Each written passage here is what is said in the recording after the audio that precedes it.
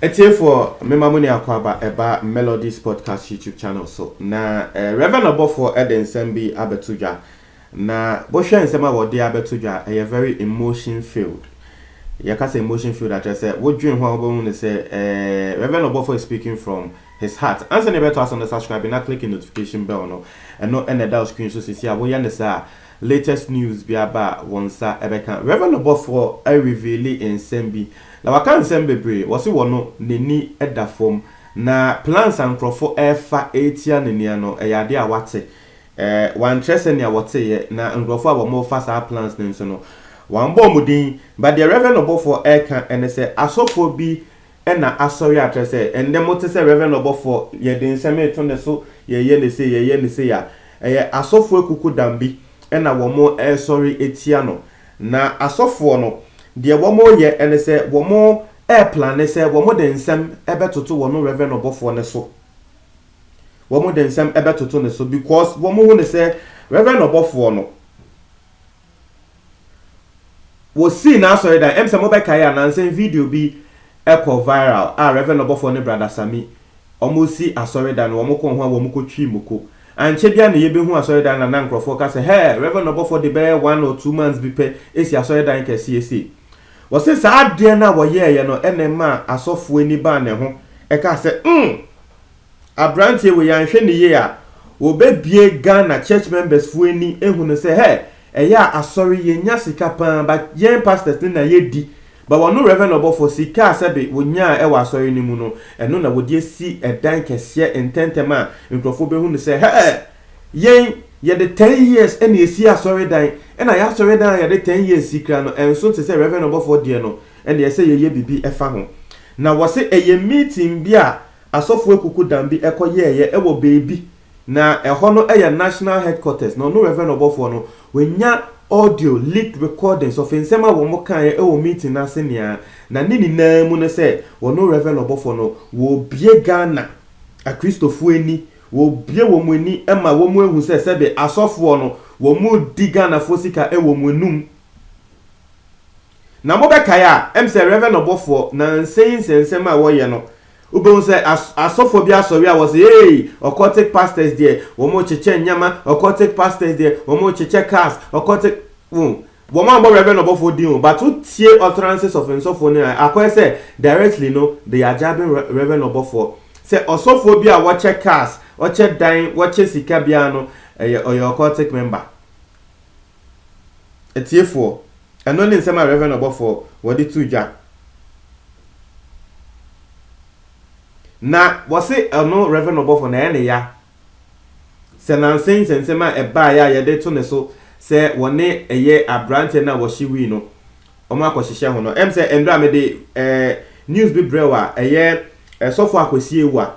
akosie wa ono ankasa ekan se o senia wono hu ade no ohun se Reverend Obofo ene eye wi Razak clothing no brand na no shiwi no Reverend Obofo ne ene hihye ho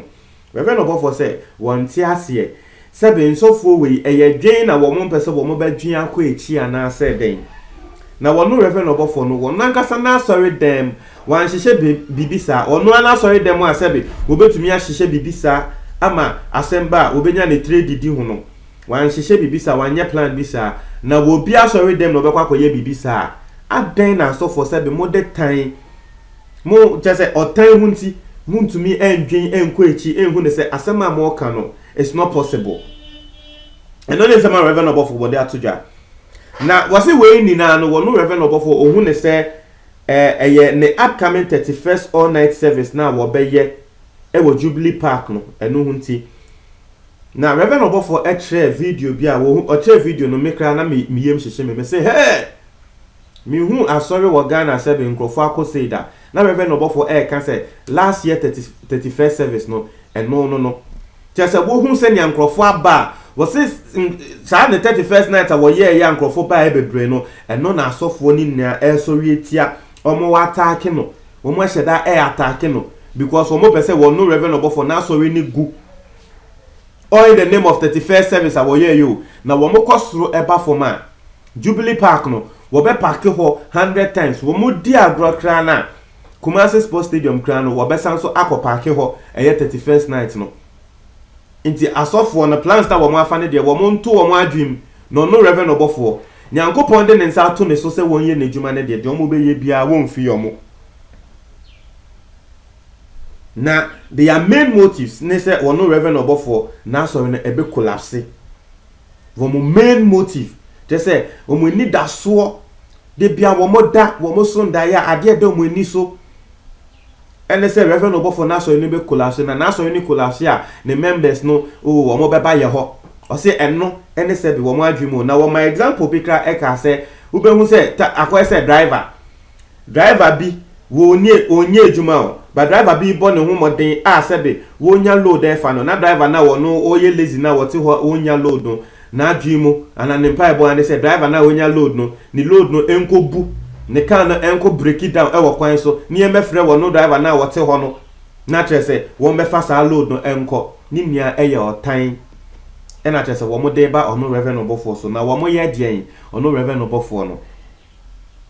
ɛnyɛ ne hwee nti wo bisa Ghana for sɛ ɔno reverend ɔbɔfoɔ no kra ɛdeɛn na wayɛ ɔsi simple question Ghana for sorry a yɛbɔ n'akyi video bi ba ne yɛsi reverend ɔbɔfoɔ deɛ ɛne reverend ɔbɔfoɔ ɔsi wo bisa mo ɔno reverend ɔbɔfoɔ what has he done like bɔne bɛn na wayɛ sɛ wɔte na asɔre ɛka na asɛm ɛno ho nti na mudi na tem na na bɔne bɛn we kokum obi ana that's a simple question na wo bisa yo ɛna ɔse wɔn no reverend ɔbɔfoɔ ne kra no Ghana ha sei wɔbɔ ndwom na asɔre na wɔsa adane asɛm nanso wɛndɛ hwan na wɔnsa ɛwɔ asɔre dem Bible mu kra ɛwom sɛ David osɛdɛn ɔsaaya ma kyerɛ sɛ ne ntoma ɛpaeɛ ɛwɔ asɔre dem na kyerɛ sɛ wɔsaaya ma afei wɔkɔ adagya na wɔno reverend ɔbɔfoɔ adeɛ ɛwɔ Bible mu sɛ David ɛyɛyɛ no wɔno reverend ɔbɔfoɔ ɛndɛ sɛ wɔsaa na wɔkɔ naked ɛwɔ na asɔre dem a ɛndɛ sɛnea Ghana for bɛba di na tem no nanso Ghana for asɛm si a ne yɛkɔka Bible yɛrefi sɛ David sa wasɔre dem David adebia yɛbɔ ne di Bible mu no wɔsa wasɔre dem sɛ David sɛ Solomon no sɛ den sɛ one of those people almost sa wasɔre dem a kyerɛ sɛ wɔn ntoma ɛyɛ den ɛpae nti Ghana for ɛden asana wɔsa no na kyerɛ sɛ mo de tan na hwan na wɔnsa wasɔre ngɔfo tumi hwɛ wɔn no reverend ɔbɔfo na asa so ɛde yɛ wɔn asa but wɔn wi a no mo sanso di wɔn no reverend ɔbɔfo na tem na wɔn no reverend ɔbɔfo de we hu ne sɛ Ghana ha sɛ ekristofoɔ bebre na yɛ nya atwom na ɛno kraka ho na sɛ be kristofoɔ dodoɔ na wɔn abrabɔ ensi wɔn yie but wo hwɛ ananka kristofoɔ ɛnanka wo sɛ yabrabɔ esi yɛn yie Ghana ye hu ne sɛ ɛyɛ kristo man na so wo hwɛ sɛ nea yɛ kɔ a nkɔfo bebre complain so wɔn abrabɔ ensi yie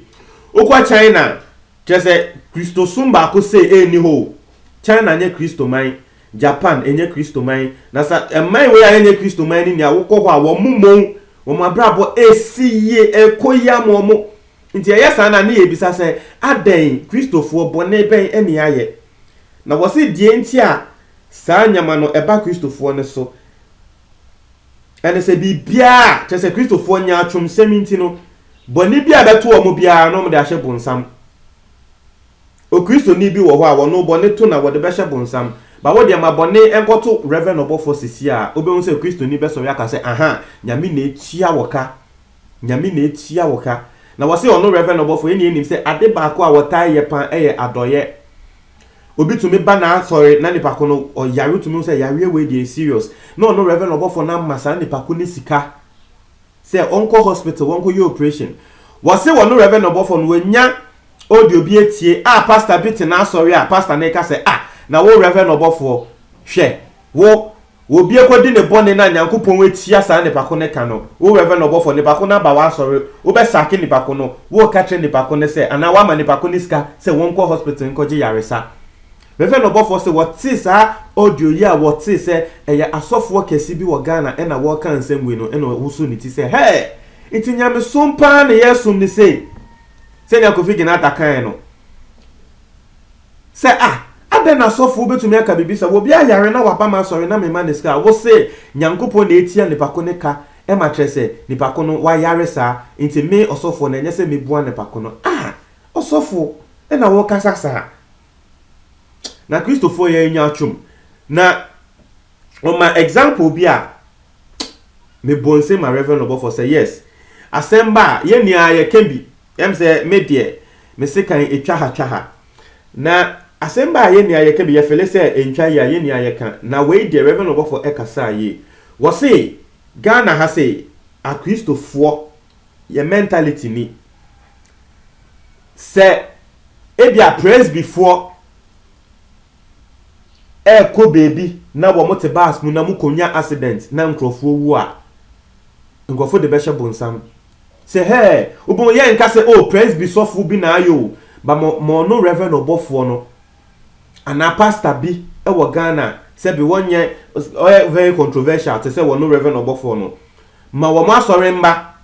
enti na kan mu enkonya accident keke wo beti asema nkrofo beka say hey ya kan Reverend Obofo ye occult ena o che say wonu na wonu momoja interna omokonya accident no now so press before and Methodist for konya accident no obi ankasa o to say Ghana for nya twomsem no enye ena wasan so my example bi say wo hwe wo bi wo car ba akopɛ o de sa car no ekonya accident a wo bia wo around bia beka say we dey bonsam but obia said wo yesikeni wo ye young ne cars ye be 100 ne cars 100 no ma ne navofo emeji ne cars 2 no mo fa sa cars 2 no enkonya accident obia be so yetia no say hey wo de ne navofo na ko yesikedro na sahade no mentality a eda Ghana Christofo so a ema a Christofo be bresebe wo mundi ye is because of that mindset. Na wase ascending ni na Yesu Kristo wo ba wiase mu no ascending ni na ne sen Yesu Kristo ba wiase mu they will preach ya yodo na so when de wo kwa asori dem a asofo they say wo mu yiyimu omu yiyimu wo kwa asori dem a asofo wo mu yiyimu wo yesikeni a ye ma ye treatment a preferable treatment na wo ye ohie ni dia ye mfi wo kra osu be wo say osofo edu harvest ana edu aforebo kese a na osofo akofa sikeni bi abet na say o harvest no ne chairman because yesusu say sikeni no e wo say wo yi sika kese ebo harvest no obo say sikeni ne se be nebusuanfo ne yere ene ne baketo a ebeba betina asori nanim ne ba aso a obo say sikeni ne yere no ebeyi ni nofo ama ne ba no e wa asori nanim o na wo nom na ma ohie ni bi a wote bebi ote asori na chi bebi o ma ne bensu na hwese ne a oshes no bekwa ko treat no maame yesere wo ba no wo ye dede woni nimpie na so sikeni no wo ye sikeni ni nti no ne besu e wa asori dem ho a ye nkoka ntre ne se maame woni wo ba nimpie o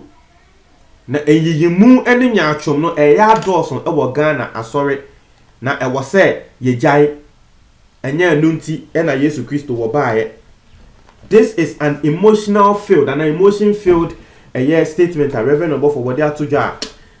Na me bone say mama say hey Reverend Obofo and then there wakasa papa. Won try mo adwen e wo comment box ni mo tie for me da say.